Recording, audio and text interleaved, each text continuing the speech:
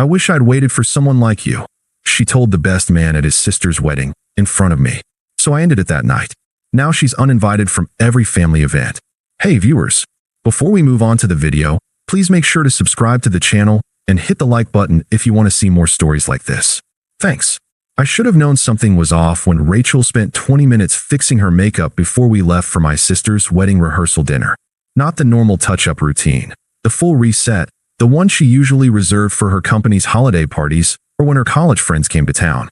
But I chalked it up to wanting to look good for photos, maybe nerves about meeting some of my extended family for the first time. We'd been together 4 years, lived together for 2. I'm an architect, she works in marketing. Normal relationship stuff, Sunday grocery runs, arguing about whose turn it was to take out the trash, or stealing my hoodies.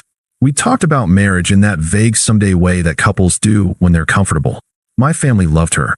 Her parents tolerated me. It wasn't fireworks, but it was solid. Or so I thought. Sarah's wedding was beautiful. My little sister married her college boyfriend at this vineyard about an hour outside the city, late September when the leaves were just starting to turn. I was proud of her, emotional in that way you get when you realize your baby sister is actually a whole adult with her own life. Mom cried during the ceremony. Dad pretended he had allergies. Rachel squeezed my hand during the vows, and I remember thinking maybe this would inspire us to finally have that real conversation about our future. The reception was in full swing by the time the sun started setting. That golden hour light that photographers obsess over, string lights coming on overhead, the DJ playing something that got everyone's parents on the dance floor. I was making rounds, saying hi to cousins I hadn't seen in years, when I noticed Rachel at the bar talking to Kyle. Kyle was my brother-in-law's best man. They'd been friends since middle school. Good guy, successful, worked in commercial real estate. The kind of confident that comes from never really failing at anything. He'd been friendly to both of us all weekend, but I'd noticed Rachel laughing a little too loud at his jokes during the rehearsal dinner, touching his arm when she talked to him. I'd felt that twist in my stomach, but pushed it down. Don't be that guy, I told myself. Don't be jealous and insecure at your sister's wedding. But watching them at the bar, the way she angled her body toward him, the way she kept playing with her hair, that twist came back stronger. I walked over with 2 glasses of wine. Hey, got you a refill. Rachel barely glanced at me. Oh, I already got one. Kyle was just telling me about this property deal in Miami.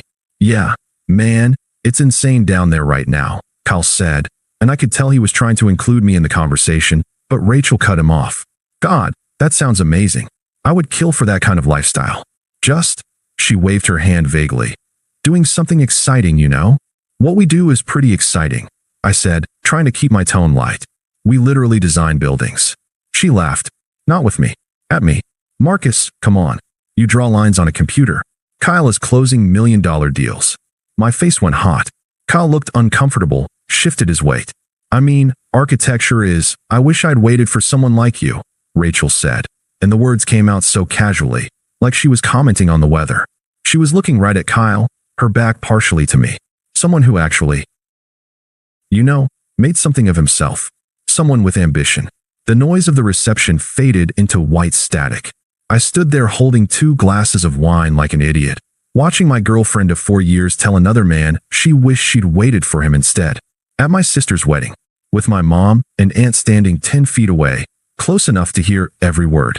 Kyle's expression shifted from uncomfortable to horrified. Rachel, she finally turned and saw me. Saw my face. And instead of backtracking, instead of apologizing, she rolled her eyes. Oh my God, Marcus. I'm joking. Why are you being so sensitive?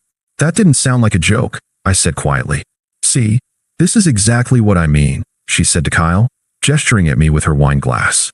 Everything is always so serious. So heavy. Can't you just lighten up for one night? My aunt had definitely heard. She was staring. Kyle looked like he wanted to disappear into the floor. I need some air, I said, and walked away before I said something I'd regret. Or before I started crying at my sister's wedding, which felt like a distinct possibility. I found myself at the edge of the vineyard, where the manicured lawn gave way to actual grapevines, away from the lights and music. My hands were shaking. For years, I'd spent 4 years with someone who thought I hadn't made something of myself, who thought I lacked ambition, who could say something that cruel so casually, like it was just an observation she'd been holding on to. Marcus. Sarah appeared next to me, still in her wedding dress. Mascara slightly smudged, Whether from happy tears earlier or angry tears now, I couldn't tell. You're supposed to be celebrating, I said. And you're supposed to not look like someone kicked your dog at my reception. She crossed her arms. What the hell was that? What the hell is wrong with her? You heard. Half the family heard. Mom is ready to throw her out herself. Sarah grabbed my arm. Marcus, what she said, was how she really feels. That's the thing, Sarah. She meant it. The joke was that she said it out loud. My sister pulled me into a hug, careful not to let me wrinkle her dress too badly. You deserve so much better than that. We've been together 4 years. So? Sunk cost fallacy. You taught me that term when I was trying to justify staying in that terrible internship, remember? She pulled back, looked at me seriously. This is your out. Take it. I made it through the rest of the reception on autopilot. Rachel acted completely normal, like nothing had happened. She danced. She laughed. She took selfies with the bridesmaids. When she caught me watching her, she'd give me this look, part annoyed, part confused, like I was the one being unreasonable. The drive home was silent except for the GPS. She fell asleep or pretended to. I kept replaying it. I wish I'd waited for someone like you. Someone who actually made something of himself. We got back to our apartment around 1 in the morning. Rachel kicked off her heels in the entryway, started unzipping her dress. Can we talk? I said. I'm exhausted, Marcus. Can it wait? No. She sighed. That put upon sound she made when I asked her to do her own laundry. Fine. What? What you said to Kyle tonight? Oh my God. She actually laughed. You're really going to ruin Sarah's wedding weekend over a joke. It wasn't a joke. And you know it. Everyone was drinking. You're being dramatic. She walked toward the bedroom. I followed. Rachel, you told another man you wished you'd waited for him. In front of me. In front of my family. She spun around. Okay, you want me to say I'm sorry you got your feelings hurt? Fine. I'm sorry you got your feelings hurt. Happy now. That's not an apology. What do you want from me, Marcus? Her voice had an edge now. You want me to grovel? Beg forgiveness? I made an offhand comment after a few glasses of wine. Kyle didn't take it seriously. Why are you being like this? Because it wasn't offhand. Because you meant it. She stared at me for a long moment, and something in her expression shifted. Calculation. Maybe if you were more confident, you wouldn't be so paranoid. Don't do that. Don't make this about me being insecure. Then what is it about, Marcus? Enlighten me. I sat down on the edge of our bed. For years of memories in this room. Her clothes in my closet. Her shampoo in the shower. Evidence of a life built together, and suddenly all of it felt like it was built on sand. I think you should stay with Emma for a while, I said quietly. She blinked. What? I need space. And I think you need to figure out what you actually want. You're breaking up with me? Over this. She was staring at me like I'd grown a second head. No. I'm breaking up with you because of how little you think of me. The wedding just made it obvious. You're insane. You're actually insane. She grabbed her phone off the nightstand. I'm not leaving my own apartment because you decided to have a breakdown. It's my apartment. You moved in. Your name isn't on the lease. That stopped her. You're seriously doing this. I'm seriously doing this. She started cycling through reactions like she was testing which one would work. Anger. You're going to regret this. Guilt. After everything I've done for you. Bargaining. We can go to counseling. Each one lasted about 30 seconds before she moved to the next. I've already made up my mind, I said. Fine. She grabbed an overnight bag from the closet, started throwing clothes into it. Fine. When you come crawling back in a week, don't expect me to be waiting. I won't be crawling back. She left at 2 in the morning, slamming the door hard enough to make the pictures rattle on the wall. I sat in the silence of my apartment and waited to feel something other than numb. The next morning, I drove back to the vineyard for the post-wedding brunch. My family took one look at my face and knew. Where's Rachel? Mom asked carefully. Gone. I told them everything over fruit salad and mimosas while other wedding guests mingled on the patio. Sarah held my hand under the table. Dad got that particular expression he only gets when he's truly angry. Jaw tight, eyes hard. That girl is not welcome in this house, Mom said, and there was no room for argument in her voice. Kyle found me after brunch. Man, I am so sorry. I had no idea she was going to. I never encouraged. I know. It's not on you. For what it's worth, that was one of the most uncomfortable moments of my life. And I once gave a presentation with my fly down. I managed a weak laugh. Thanks for trying to shut it down. She texted me last night, he admitted. Around 3 a.m. I didn't respond. Of course she did. I spent the next week in a fog. Changed the locks. Had a friend help me box up Rachel's stuff. Set it in the building's storage room and texted her the unit number. She could arrange pickup whenever. Blocked her on social media, then her phone number. Not out of anger, out of self-preservation. Every time I saw her name, I felt that twist in my stomach again. She tried to reach out through mutual friends. Emma called. Marcus, she's a mess. She says you won't talk to her. I won't. She made a mistake. She made a choice.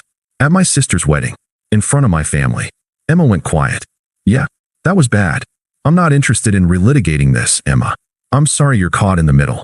Rachel's version of events spread through our friend group. I'd overreacted, been jealous, couldn't handle her talking to other men. But the people who'd been at the wedding knew better. The story from my family's side was different, and it had the benefit of being true. Our mutual friends started to sort themselves, most of them fading from my life, but the real ones stayed. I threw myself into work, took on extra projects, started going to the gym at 6 a.m. because I couldn't sleep anyway. I talked to a therapist who asked me uncomfortable questions like, why did you tolerate subtle disrespect for so long? And what did you get out of being with someone who made you feel small? Turns out I had some stuff to work on. Meanwhile, Rachel's social media became a performance. Photos at bars with captions about living my best life and knowing my worth. Quotes about how some people can't handle a strong woman. I saw them through friends' screenshots. I'd stayed blocked, and each one felt like proof that I'd made the right choice. But according to Emma, who still checked in on me occasionally, the reality was different. Rachel was asking about me constantly. Had I started dating? Was I okay? Did I mention her? Emma had stopped answering most of her calls. 3 months after the wedding, I got a text from an unknown number. Hey, I've been thinking about us. Can we talk? I deleted it. 2 days later, I know I messed up. I miss you. Delete. A week later, please, just tell me what I can do to fix this. I changed my number. She tried Sarah next. My sister called me, incredulous. Rachel just asked me to convince you to talk to her. Can you believe the audacity? What did you say? I told her she's got some nerve, and that she's not invited to Thanksgiving, or Christmas, or my first anniversary party, or any family event for the rest of forever. Sarah, you don't have to. Mom and Dad agree. We discussed it. What she did was unforgivable, and we're not pretending otherwise to be polite. That's when it hit me how completely I'd been supported. My family hadn't equivocated or tried to stay neutral. They'd seen what happened and chosen my side without hesitation. Rachel had spent 4 years building relationships with them, and she destroyed all of it in one casual comment. She tried my parents next. Dad told her, politely but firmly, that it was between Rachel and me, and they weren't getting involved. Mom was less polite. According to Dad, she'd said something along the lines of, you had something good and you threw it away. That's on you. Work apparently wasn't going well for her either. Emma let slip that Rachel had gotten into it with her boss over taking too many personal calls, too many long lunches. The focused, driven woman I'd known was unraveling, and part of me, the part one wasn't proud of, felt vindicated. I started dating again around month 5. Nothing serious, just coffee dates and walks in the park. Remembering what it felt like to talk to someone who seemed genuinely interested in what I had to say, who didn't treat my job like a consolation prize, who laughed with me instead of at me. That's how I met Lisa. She was a landscape architect, brought in to consult on a project my firm was designing. We got coffee to discuss the integration of green space, and ended up talking for 2 hours about everything except work. She was kind, funny, secure in herself in a way I'd forgotten was possible. So what's your story? She asked on our 3rd date. Why is someone like you single? I gave her the abbreviated version. 4-year relationship, ended badly, still processing. Her loss, Lisa said simply, and something about the way she said it, matter of fact, not performative, made me believe she meant it. We took it slow. I was honest about not wanting to rush into anything serious. She appreciated that. We went to museums, cooked dinner at each other's apartments, had actual conversations about our days that didn't feel like competitions. She asked about my projects with genuine curiosity, told me about her dreams of starting her own firm someday. It was easy in a way I'd forgotten relationships could be. I didn't post about her on social media, kept it private. Some things were too good to turn into performance. Rachel's downfall, as I pieced it together from various sources, was both gradual and spectacular. She'd apparently pursued Kyle after our breakup. Not subtly. Texts, calls, showing up at his office building. He'd ignored her at first, then politely declined. then finally told mutual friends she was acting unhinged and showed them some of her messages. Screenshots made the rounds. The woman who'd wished she'd waited for someone like Kyle had to confront the reality that Kyle wanted nothing to do with her. Her friendship with Emma disintegrated after Emma got tired of every conversation being about me or Kyle or Rachel's spiral. Other friends followed. The social circle she'd curated so carefully collapsed. She bounced between short relationships, each one briefer than the last. I heard through the grapevine that she'd been telling people she was dating around, figuring out what she wanted. But the subtext was clearer. No one was sticking. Her performance at work deteriorated enough that she got a formal warning. Had to take a leave of absence for personal reasons. The confident marketing coordinator with her whole life together was barely holding on. And then the texts started again. From new numbers, new angles. I was drunk. I didn't mean it. You know me. We were together for years. That has to mean something. I made a mistake. Everyone makes mistakes. Why won't you even talk to me? I didn't respond to any of them. But I watched the progression with a detachment I hadn't thought possible 6 months earlier. The woman who'd casually devastated me at my sister's wedding was begging for scraps of my attention, and I felt nothing. Then the tone changed. You're really going to throw away everything over one comment? This is pathetic. You're being childish. I guess you never really loved me if you can just cut me off like this. Anger. Good. That was more honest than the desperate apologies. And then, I'm not doing well. I need you. Please. Just one conversation. You owe me at least that. I owed her nothing. My parents' 35th anniversary party was in late May, 10 months after the wedding.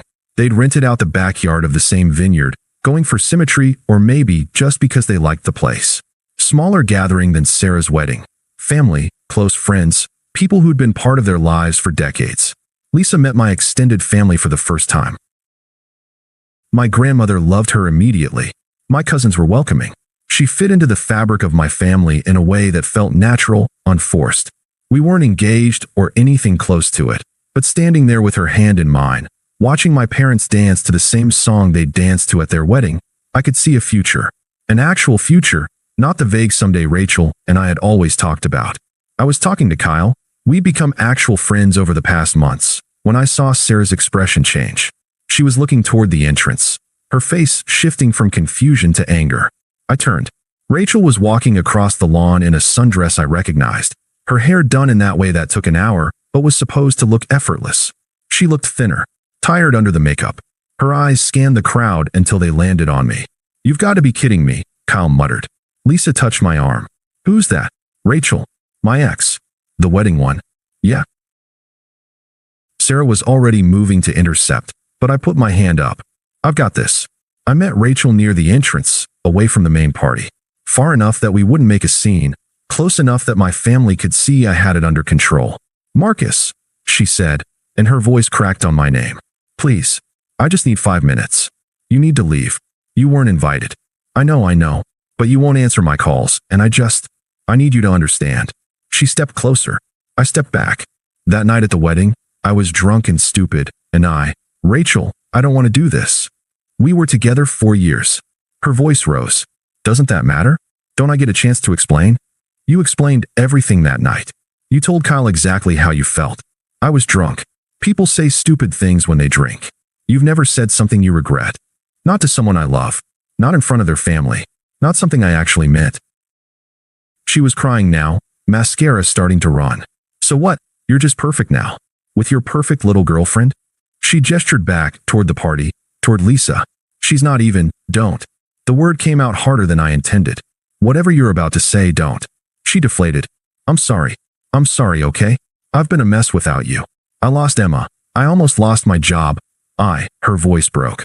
I made a mistake, and I've paid for it. Haven't I paid enough?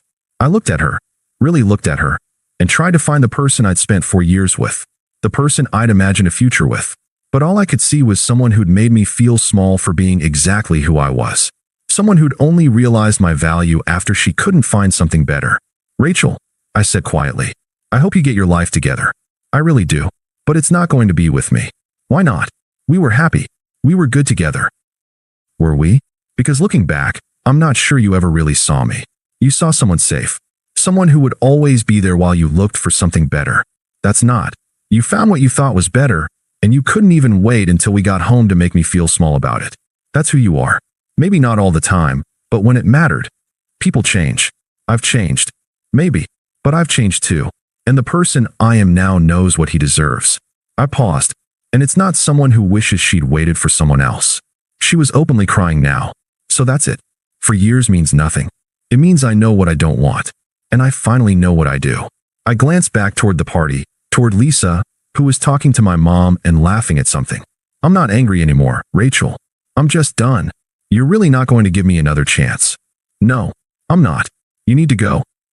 She looked at me for a long moment, and I watched something shift in her expression. The desperate sadness hardened into bitterness. You'll regret this. When things don't work out with her, then I'll deal with it. I interrupted. But it won't change anything about us. There is no us.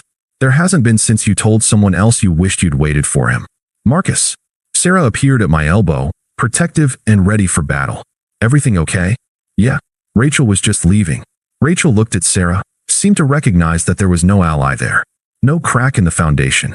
She'd burned that bridge thoroughly. Goodbye, Marcus, she said, and it sounded like she wanted it to be profound, but it just sounded sad. I didn't watch her leave. I turned back toward the party, toward my family, toward Lisa. Sarah linked her arm through mine.